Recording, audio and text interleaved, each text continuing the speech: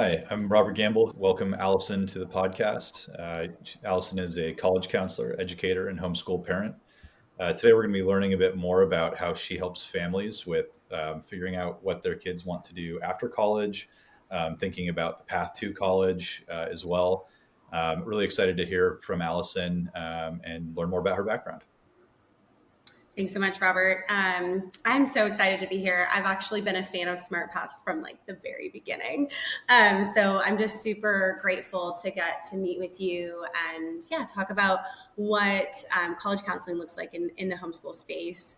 I started my career as a teacher in private education, and just kind of out of this like natural organic situation, like students coming in and asking for help with personal statements and applications, I all of a sudden had this audience of lunchtime friends that were going through this process together. And so I did 2 years of that. And then eventually the high school that I worked at was like, hey, Allie, will you come and, fill this space for us? And so I ended up doing that. I am a mom of two. And so eventually I was like, man, I really started having to face some of those questions of like, what do we want education to look like in our own home? And we decided to homeschool. And so at the same time that we were homeschooling, I was also pivoting into this space of working for myself and just doing more college counseling and partnering with ed tech companies to provide counseling services kind of across the nation. It was at that time when everything kind of like the boom of remote work was Right. happening.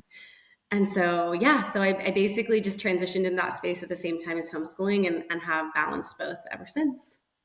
Cool. Yeah, it seems like, especially in this new kind of remote work world, parents are finding that they have the option to do homeschooling when maybe it wasn't an option before, where both parents are going into an office every day. Yeah, it's definitely an interesting way that technology is enabling people to, try this additional form of education for their kids. Yeah, I'm really grateful for the opportunity, and it's just been a really big blessing for our family being able to guide our children. Our son went to a little bit of I would say like in-person education, but our daughter's been homeschooled the whole time, and so we've really enjoyed it as a family. It's been a really good fit for us, and honestly, it's given me a really unique insight in my career. Right, most of the time, I think college counselors really work with a lot of students that are in more of it, compulsory education type of situation where they're going to school every day or they're in private school.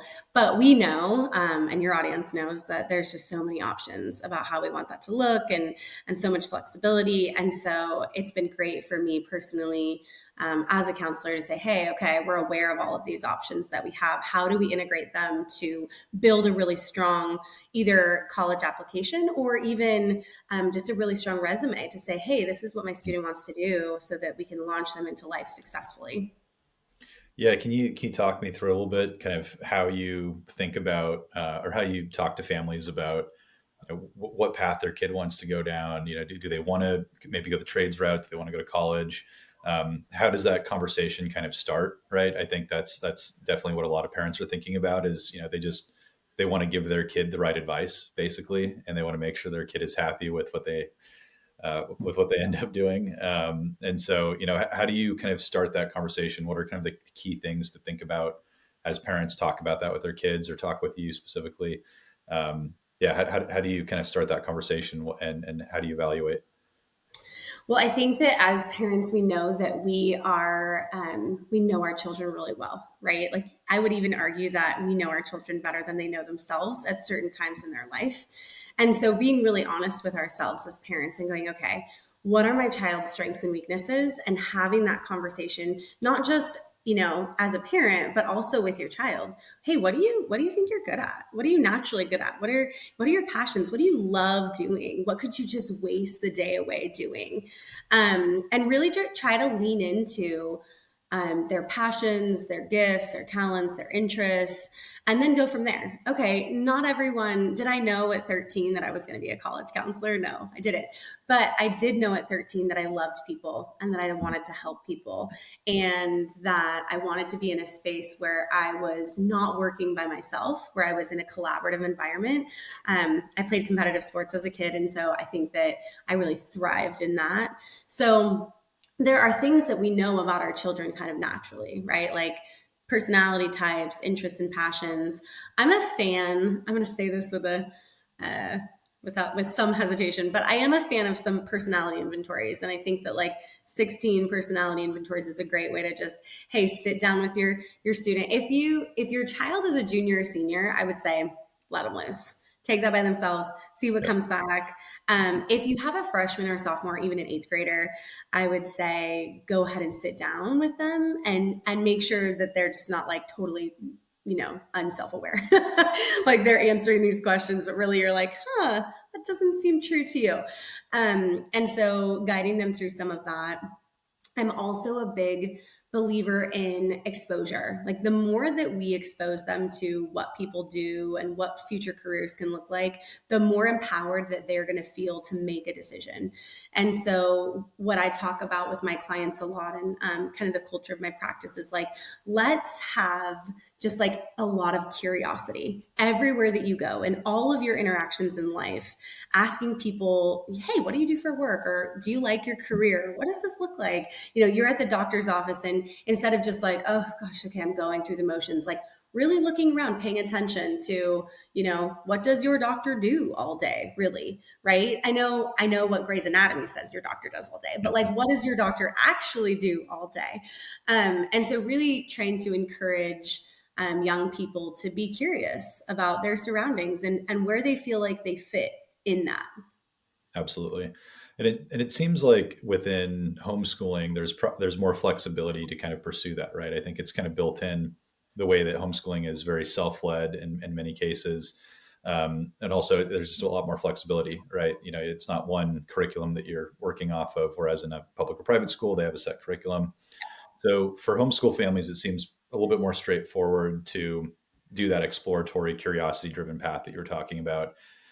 What are some tips that you give to maybe public kids in public or private school? So what are some specific tips for them to kind of find that flexibility or find those opportunities? Is it shadowing? I know internships are very popular, especially these days. So yeah, I'd love to hear a little bit more of your thoughts on that. Yeah, I think that both spaces have their pros and cons. So for homeschoolers, definitely there's more space for this kind of exploration. And then for kids that are in public and private schools, they have access to more clubs, right? So they're going to be able to join clubs at school. Hey, I'm interested in healthcare. Great, join HOSA. One of the things that I encourage students to do is kind of to fill three separate buckets. There's leadership, there's service, and there's demonstrated interest. And so leadership, kind of self-explanatory. What are you doing in your community? Service, again, same thing, how you're serving others. Demonstrated interest is basically what are your interests and how are you showcasing, that you've demonstrated some, like you're pursuing those things in some way that's, actually meaningful. So a lot of students will do like a pre-college program. They'll go to a university and experience it firsthand. I know sometimes it's a little bit challenging because some of these things are very expensive, and parents are going, "Hey, how do I leverage these things? How do I figure out what do I spend my money doing?" And does your child need to do a pre-college program to get into college? No. Are there advantages to doing it? Yeah, they're on a college campus. They're seeing what they like and they don't like. They're getting some exposure to the coursework of something that they think that they're interested in. Like, oh, I want to be a vet. I love my horse. Okay, great. Let's get you on a college campus and in a course. Oh, I actually hated that biology class. Okay, great. Let's go back to the drawing board, right? Like having some of those conversations of like exposure, reevaluate, exposure, reevaluate. And we can't expect our kids to be on this linear course because, to be honest, 90% of us have not been on a linear course. Right. So I think that we have to expect deviations and kind of allow them to go, hey, I thought I wanted this and I don't. Okay, that's okay. Like let's just make sure that we're continuing to do the things that we're passionate about. And something that's interesting to me that I think a lot of parents and even students don't think about is that what they're like, okay, my son plays piano and he'll definitely be putting that on his college applications, right? Because he's spending a bunch of time doing it. He also does downhill mountain biking. I'm not sure we're going to leverage that, but like he does spend a lot of time doing it. And so he could potentially put that on there as well. So as your child is picking and choosing their interests, don't feel like it's oh my gosh, I don't want them to do that because they won't be able to put that on a college application, Right. or I don't want them to do that because how are they going to use that in a future career? You might be surprised at some of the lessons that they're learning and the things that they're gaining from all of these experiences that we're exposing them to. Yeah, definitely. I think, when I was going through my own college applications way back when, it's a very similar experience, right? It's what do you put on there? How do you make sure that you're highlighting kind of the right, I don't know, experiences and background? And so it sounds like there's probably a lot of opportunities to highlight things that wouldn't typically come up, right? There's all the, if it's sports, I think typically it's like sports instruments, and then clubs are what people kind of lean into. But at the same time, I mean, I'm based in Santa Cruz here, and so if somebody's surfing every day, right? Well, they're learning to probably do conflict resolution, right? It's pretty packed out at Pleasure Point all the time, and so they're probably learning how to interact politely with others. They're learning, how to navigate maybe a situation where somebody cuts in front of them on the wave. So they're developing some good self control, I guess. Emotional regulation. So there's definitely a lot of like small and good lessons that can be highlighted in the applications. Yeah, and even if surfing doesn't end up making the like activities list, right? That you have other things you want to put on there with your 10 slots, you may end up writing about that in an essay, right? Like you said, kind of like, okay, I'm not going to leverage it here, but how did you overcome a challenge? Great. Let's talk about that. Downhill Right. mountain biking, man, you're hurting yourself. There's Yeah. lots of challenges. So I think that we have to be careful not to kind of force our kids into these like pre-prescribed boxes, right? We really want to allow them to pursue the things they're passionate about. But on that note, we don't want it to just be like, we don't want them to settle into just this kind of like, yeah, I do this thing and I kind of do it every once in a while. Like, if your child has these big goals of going to a competitive university, you really need to encourage them or help them to push those activities to the next level, right? Yep. And not every kid is going to fall on that spectrum, right? There's a pretty small percentage of kids that are like, hey, Allie, I want to go to a T20 school. Okay, Right. well, we should probably start working together like in eighth grade. Essentially, let's build this profile together over the course of 5 years.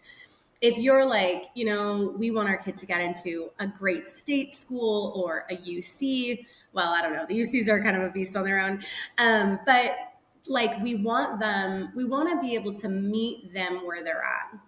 And I'm, for the first time as a mom with an eighth grader, kind of stepping into these roles simultaneously, right? I've Yep. helped hundreds of students build profiles and launch into college and even careers. And now I'm looking at my own kid and I'm going, oh wow, okay, this is such a different view of the room. And I'm appreciating it so far, and I'm excited about it because I think it's going to give me an additional layer for my clients and for parents, because that's one of the things, right? Like, we have expectations for our family and for our children. And I think that that is okay and healthy. And so if you don't want your child to go to college 2,000 miles away and you're the one that's paying for it, I think it's really healthy to say, hey, these are our boundaries. This is our expectation. Yep. Because then it sets the tone for the entire experience, right? Yeah. But as parents, we're kind of juggling this like, okay, how much autonomy do I give to you? How much independence do I give to you? You're not really ready for all of these decisions. Do you know what it looks like to go into $400,000 worth of debt? Like, we're kind of like trying to give them as much responsibility and choice as we can, while also not really giving them too much rope that we know what they'll eventually do with it. Yeah, no, it's definitely kind of mirroring how, adults make their own decisions and conversations, right? I don't think that, uh, for example, I don't think I would have a conversation with my wife about moving 2,000 miles away all at once, right? And so, that's a gradual conversation. We probably would only bring it up if there's some alignment beforehand to make sure that we're both open to that idea, right? And so it makes sense to start having those conversations early, so that way, when a student gets to the point that they're applying to colleges, they have one viewpoint coming in, and then their parents are like, oh, no, no, no, no, no, no, we're not doing that. Or, oh, no, no, you are doing this. You have to go for that top 20 school when maybe the student doesn't want to, right? Yeah. So definitely, I think that's some great advice, starting those conversations early. So that way you're on the same page and it's more of like a gradual journey together. And then again, getting to the point where if your child is motivated to go to a top 20 school, well, there's a lot of work to get there, right? Yeah. And it's a little too late if you're 2 months out from college applications, and then they say, oh, well, we haven't done any of the groundwork for that, right? So I Yeah. think that starting early is a really great piece of advice. And um, that doesn't mean like a monthly meeting in eighth grade, right. right? Like, I think that sometimes it can feel intimidating as parents to go, oh my gosh, okay, what does starting early even look like? And so it's like, okay, let's have an initial meeting. Maybe, it's second semester of eighth grade, and you say, like, what high school are you going to? What's your GPA been so far, right? And we're just we're building this, what I call like a master plan. And on there, it's going to track courses. Hey, I think eventually I want to go into business school. Great. You're going to have calculus. How many math courses do you have to take to get there, right? Like, all of this information that I just think, like, as a parent outside of this space, like, I would have no idea. And nobody's sitting us down and going, okay, these are like the prerequisites. You have to have a fine arts credit. You have to have 2 consecutive years of the same language. So there's definitely a lot of moving parts and pieces. And I think that it is really, really, it's a travesty when students get to the end of their high school and they realize, oh, my high school has prepared me to graduate high school and has not prepared me to matriculate into college. And so we have to be proactive, right? And what would you say? So for homeschool parents, what would you say are kind of the most overlooked kind of prep work that they should be talking to their kids about to, make sure that they're ready? I mean, there's more flexibility, right? But then with more flexibility, there's more room for not being prepared when you want to get there as well. So I think you definitely have to be a bit more intentional about it, Yeah. because there's not a school guidance counselor that's saying, hey, by the way, college apps are in X amount of years. You probably should think about these things, which is built into the public school system. So what kind of, what are the things that you see get kind of overlooked by homeschool families? And that's a great question. Okay, so I think there's several. I think that testing is generally overlooked. Mhm. And I will be the first to say I am not like a super proponent of standardized tests. I think it's a poor measure. I could definitely get on a soapbox about that, but I won't. I'll spare you. It is something that is a part of our system. And so if they have these goals, if they want to get scholarships, if they want to go to a competitive school or program, then we have to be able to help them, kind of prepare for standardized tests. They're not just going to take a PSAT sophomore, junior year like they would at a high Right. school, right? So really, I think that's one of the bigger ones is, okay, do we want to leverage tests? A lot of schools are test optional and test blind for admissions, but they still will connect some of their scholarships to those. And so Right. we want to, as homeschool parents, we want to go, okay, um, do we want our child to test? What do we want that to look like? And I think a lot of it just depends on goals. So if you're like, I know my child's going to go into community college, that's where we're comfortable. That's where they're going to start. Great. Your journey is going to look really different compared to someone who's like, hey, we want our kids to get into a competitive UC, or another competitive university. How do we get there? Right. So I think kind of trying to figure out as a family for homeschool families, like, okay, what are our expectations? What are our child's goals? What is the financial feasibility of these goals, right? It's like that's the big elephant in the room in college Totally. counseling is like, what do we want to spend on higher education? What are we going to require of our child to spend, or what is their skin going to be in the game? Mhm. And really just coming up with some of these goals. I think as homeschool parents, we often are actually really adept to doing that because we've done that with their education already. Right. We're the ones that are setting the goals, right? So it's the same thing. It's just it's another layer of it, right? Okay, so we've done this with elementary, middle school, or maybe just high school, and now what do we want that to look like? I also have a funny story. So I had a student come to me. He's a senior in high school, and I asked him if I could share this. I was like, I'm going to throw you under the bus a little bit, and he's like, yeah, great. So I was working in private education. He came to me. I was his English teacher, and he's like, Miss, this is in Hawaii. I'm never going to use your class once I graduate, ever. Like, Cool. Thank you for that. Okay. So let's talk about what are we trying to get what are we trying to get at here? He's like, Right. I want to be a captain. I want to work on boats. I want to be a captain. I want Cool. to get my captain's license this year, but I don't have time to get it because I'm too busy writing papers for your class. Okay, great. So what are we going to do about that? He's like, well, I'm proposing that I work on my captain's license in your class. I said, okay, well, what do I get out of this? And he's like, yeah, I don't know. I'm like, okay, well, if you don't pass your captain's license, you don't pass my class. That's it, Love right? that. Yeah, And that's a great idea. so then he did. He sat at my desk during English and he brought his massive stack of books and he Yeah. studied and he passed. And guess what he's doing? He is a licensed captain in Hawaii and he's running big barges and he's doing fabulous. I had lunch with him and his beautiful family when we were there last. And so Amazing. I think that we have to listen to our kids, right? Like some of them know what they want to do and we have to create space for them to accomplish those goals. Yeah, absolutely. And especially, if they have such a set goal already, right? Where if it's a kid who says, I really want to do this one thing and it's very specific, yeah, that's awesome, right?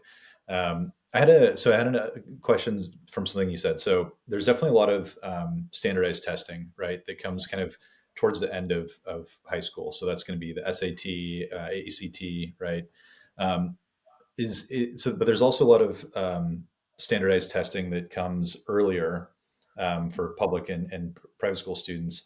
So is that something that homeschool families should be looking at too? I mean, what options are out there just as a way to benchmark? And then kind of a follow-on question to that is, so with transcript preparation, we've interviewed a ton of families here at SmartPath, and one of the points that gets brought up is sometimes if you're in a very low reporting state. So, for example, if you're in a state where you just don't really need to send a transcript to comply with state regulations, and so then they kind of get to the end of high school, and then they need to look back and say, oh wow, we actually need to go back and compile all of this.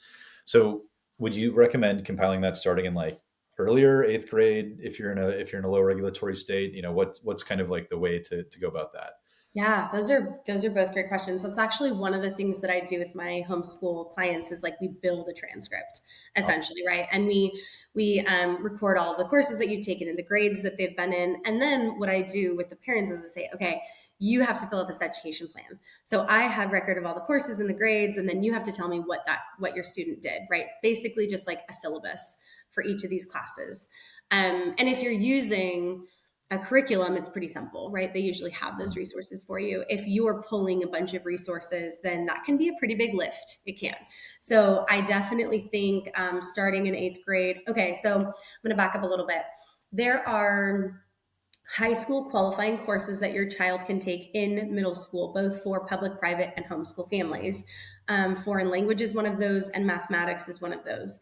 Algebra 1 counts as a high school class for middle school students. So if you're homeschooling and your child's doing Algebra 1 in middle school, guess what? They're getting high school credit for that, or they can. And so we want to make sure that, so if your child's a seventh grader taking Algebra 1, then that's really when that transcript and that education kind of plan needs to start. So that I would say would be the beginning.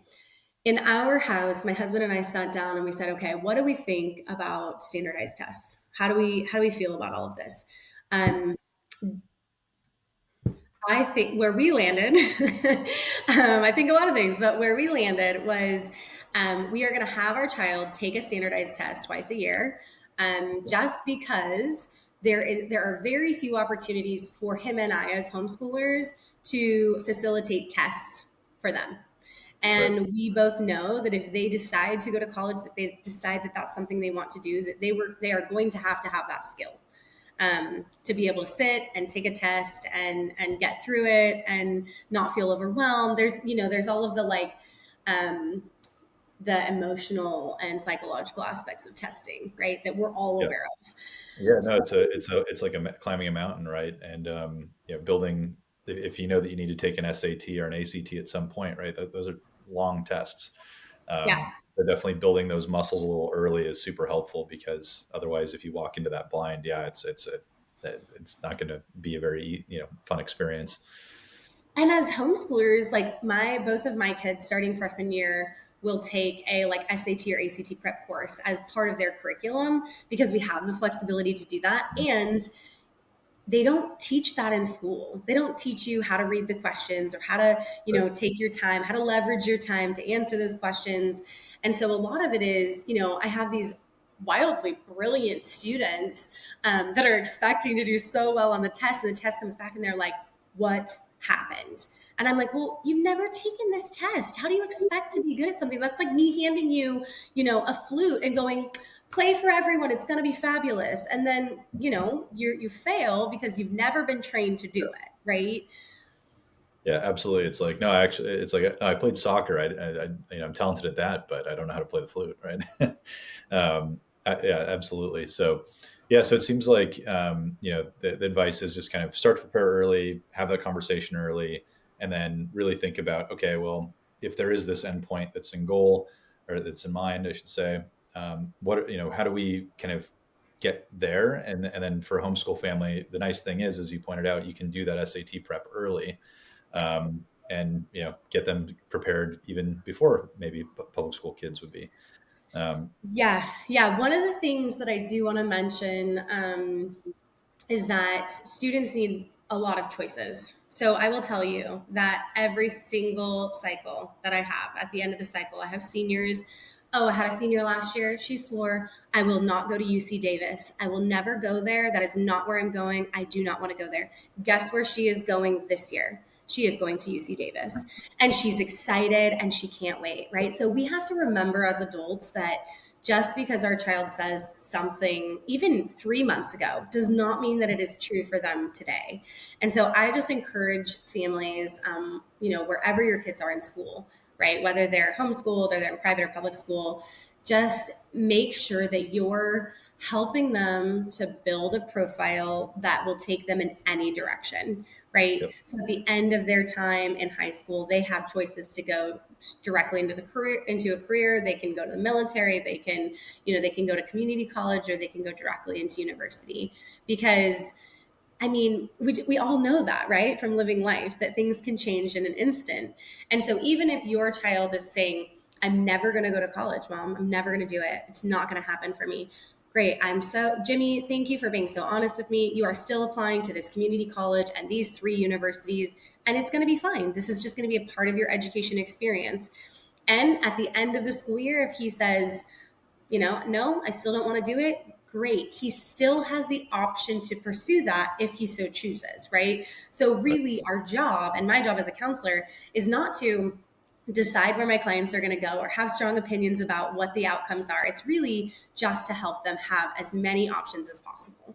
Yeah, it's like, how do you prepare to make sure that the door's open should you decide to go that direction in the future, right? Yeah. Yeah, Awesome. absolutely. I mean, yeah, it's a really exciting and fun way to partner with families and students. And I just every year I feel more and more gratitude to be in this space. And yeah, it's incredible what young people are doing. I know that society throws a lot of shade at this generation, but they're incredible. They really are. They're so resilient. They're doing really cool things. I have clients all over the world, and I'm amazed. I can't wait to see how they change the world because they're already doing it in high school. Yeah, no, and in the startup scene, one thing that noticed is that there's much younger founders these days, right? It's almost yeah, it used to be okay. You have half your startups are a bunch of Stanford dropouts, right? And they're 19, 20, 21 maybe, and that's the typical group of founders in Silicon Valley. But now it's even high school students, right? And I think what's really interesting is that they're seeing challenges that they want to solve, and then also having the agency to go do that. That's really cool. Well, Um, and I think you're going to talk to one of my clients shortly. Your audience is going to hear from her, and I won't, and no spoiler alerts, but yeah, I mean, they're just fantastic. They're incredible young people. And I think that that's really the goal, is like, let's continue putting opportunities in front of them until something sticks and they love it and they gravitate towards it and they run with it. Right. And it doesn't need to be an ed tech startup. It can be a photography business. It can be going overseas. It can be a million different things. but we have to make sure that they know that they have options, right? That's like the first step. And I will also encourage families that just because your child gets into a university doesn't mean it's the best fit for them.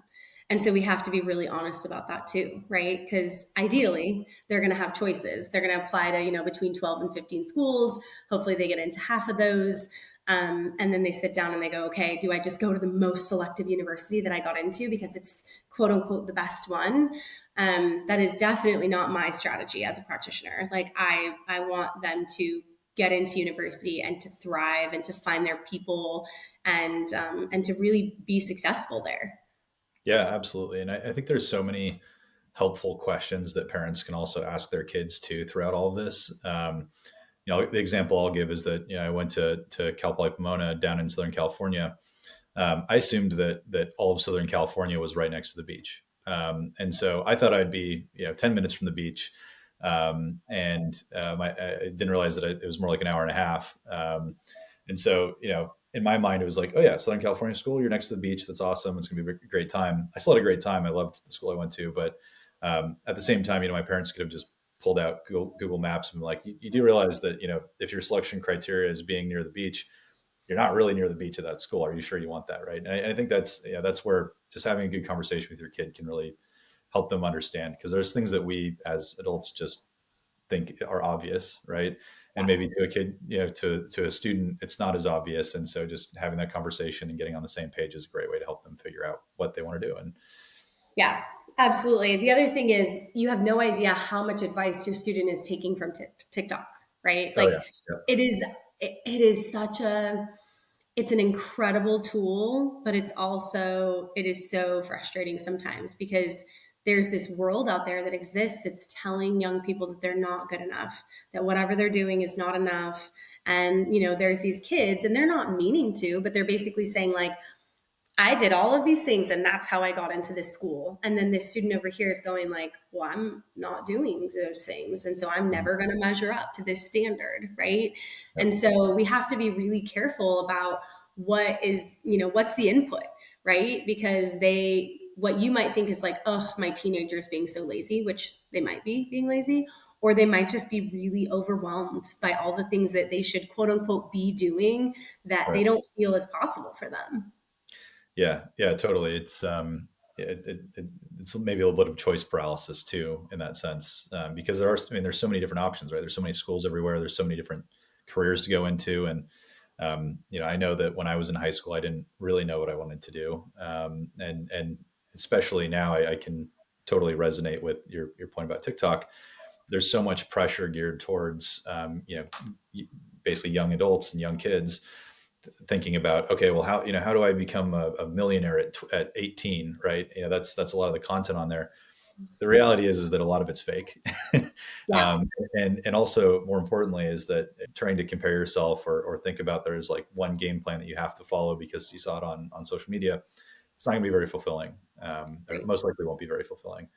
um, Cool. So before we wrap up, yeah, Allison, thank you for being on. Allison is going to be joining us as the first counselor and advisor on our Smart Path tutor advisor marketplace. So we're really excited to have you working with us there. Any closing, like last bit of advice before we close out for families? Gosh, I just like I encourage you to step into the space with your kids, right? Just to have the conversation, start somewhere, and don't feel like you are doing it alone or that you're the only one feeling overwhelmed, because it's just everyone's there, right? Everybody's feeling this pressure. I'm starting to feel this pressure with as a mom with an eighth grader, like, okay, we've gotten them this far, and I don't want to watch them fall on their face, right? Right. So I would just encourage you to reach out if you need help. It doesn't have to be a $25,000 package. I know a lot of people can feel really overwhelmed by the cost of college counseling because of what it looks like online. But there's really affordable, totally feasible solutions for everyone. And so I would say, like, really don't hesitate to reach out and ask for help. And yeah, I'm excited to be here in this space. I'm super grateful to Smart Path for just building this kind of ecosystem for all of us to come together. And yeah, thanks for having me. Yeah, thank you. It was an awesome discussion. I really appreciate you being here and being a partner for Smart Path. I encourage anyone who is looking for advice for their kids getting ready for what comes after K through 12. Get in touch with Allison. We've had many conversations over the past year and a half with Smart Path's journey, and she's just been wonderful to talk to every single time. So, thank you, Allison. This is Smart Path Conversations. Thanks to everybody for listening.